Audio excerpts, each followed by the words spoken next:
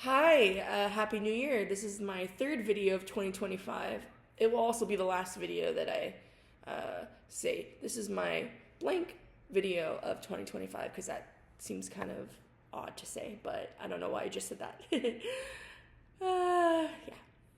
Anyway, a new configuration on where I'm doing this video.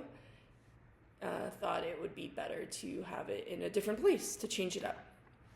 So anyway, let's get started. I'm wearing the Hello Kitty hoodie again, but it's a different day because my nails are no longer pink. I had to get them redone because they chipped. So much fun when biogel chips after 2 days. Yeah. Anyway, today I'm going to talk about two things. I'm going to talk about the let them theory, and I'm going to talk about radical acceptance. So let's get started. Just be random thoughts coming out of my head. I did write some things down for notes, so my eyes might shift down. So bear with me on that. Thank you in advance for your patience. So anyway, I'm going to just get started here.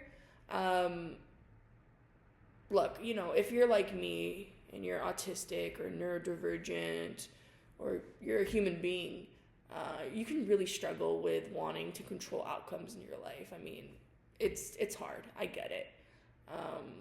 We also want to understand why people act the way that they do, or we wish that things, were different. It's tough in life. But here's the reality that I'm learning. We can't control other people. And when we fight,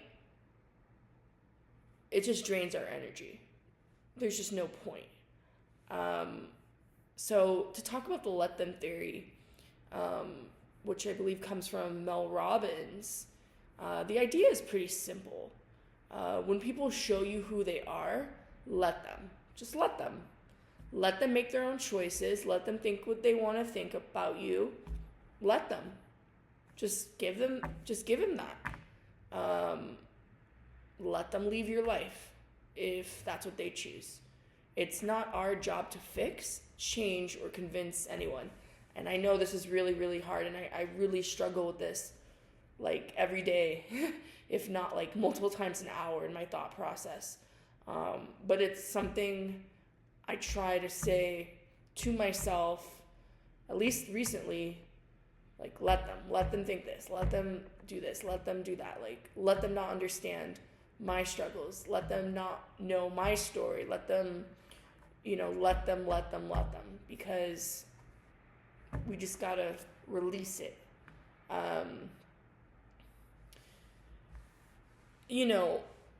If someone isn't responding back to you, let them.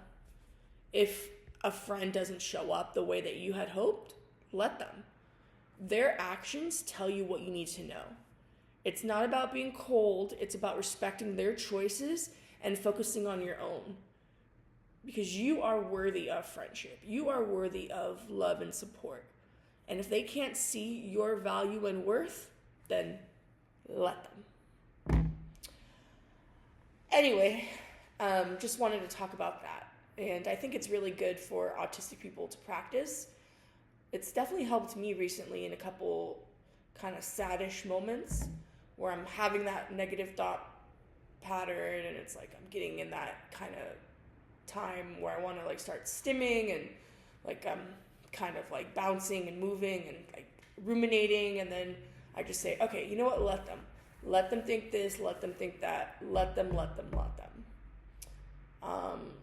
So shifting over to the idea of radical acceptance and just kind of correlating that with it.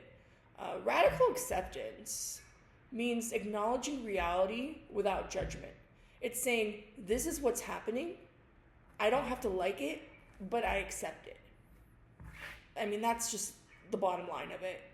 And again, as someone who is autistic and loves routines and clear communication, even though I do sometimes struggle with the processing from that, this can be really hard still.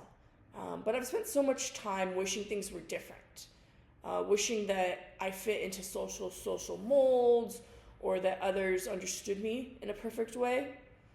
I mean, I can only get started on that idea, but the more that I resisted reality at the end, the more drained I felt, I'll be honest. Radical acceptance is not about giving up. It's not about throwing in the towel. It's about letting go of the fight with reality so you can focus on what you can control and move forward. So I wrote this down, something that I've started practicing a little bit in my phone. When I feel stuck, I kind of jot down what's bothering me in my notes app, and I figure out what I can and I can't control from the situation. So if I feel bothered by X, I write down underneath one thing I can control and one thing I can't control. And I remind myself, I accept the situation for what it is. Bottom line. And I'm letting go of what's out of my hands, wiping my hands clean from it. Just going whoop, whoop, whoop. It's not easy, but it's freeing. Letting them and practicing radical acceptance creates space for your self-care, peace, and the people and things that align with your values. Look, life isn't perfect. I get it. I struggle every day, and some of these things I'm preaching, I'm still struggling with at the moment. But as I stated in a previous video, growth is not linear. It's step-by-step process. It's a step-by-step process. It's progress, not perfection. We are only humans. We have to show grace for ourselves. So anyway, I just wanted to make a quick video on that, and yeah, I don't know. I just think that, life, it can be so beautiful, but it can be so challenging. But at the end of the day, the beauty does outweigh the challenges, and it's so freeing and powerful to learn strategies and coping methods to help us, especially as autistic people and people with neurodivergencies, and just people in general. So yeah, that's just my quick video. So thanks for listening.